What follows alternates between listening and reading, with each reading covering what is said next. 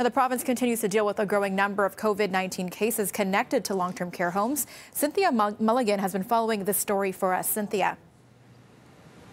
Well, Melissa, I can tell you some new news. Premier Doug Ford is promising new modeling numbers on Monday.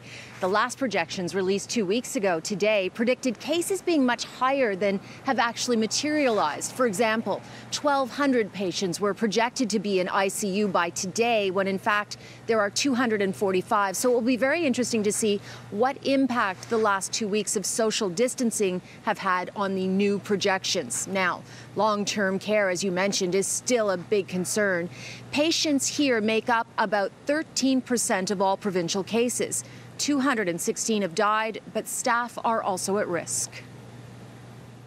I want to personally thank everyone working around the clock at our long-term care homes, retirement homes, and group homes across the province.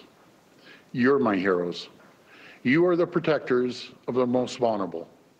Thank you from the bottom of my heart. The perils of working in long-term care hit home today, though, with the death of the first personal support worker in Ontario.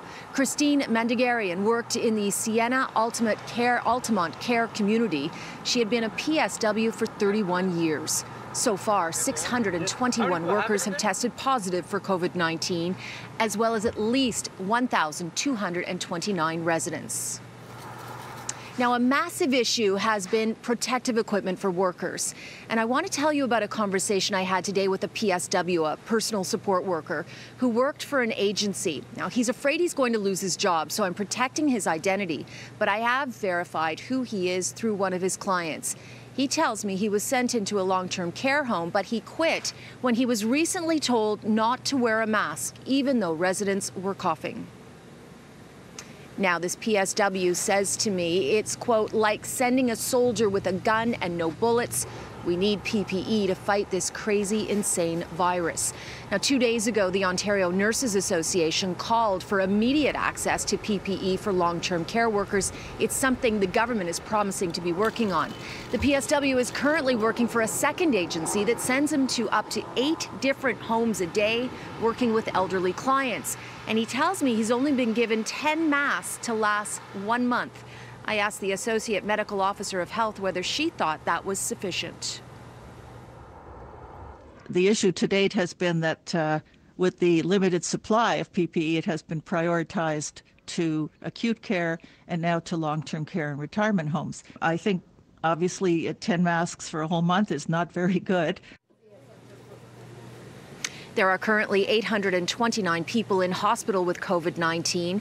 Over the past couple of days, we've been calling hospitals to see how many patients they have treated or are currently treating to get a snapshot of where they are. And what you're looking at now is where all the current patients are being hospitalized.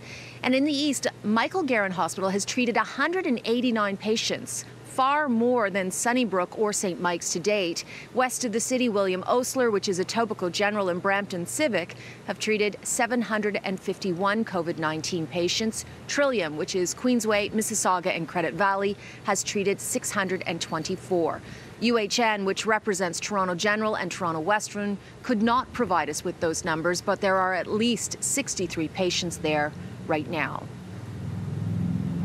And the Associate Medical Officer of Health says things are generally looking better, but cases are still going up, and we are not out of the woods. Premier Doug Ford appealed to everyone to put practice social distancing this weekend, especially as it is supposed to get warmer.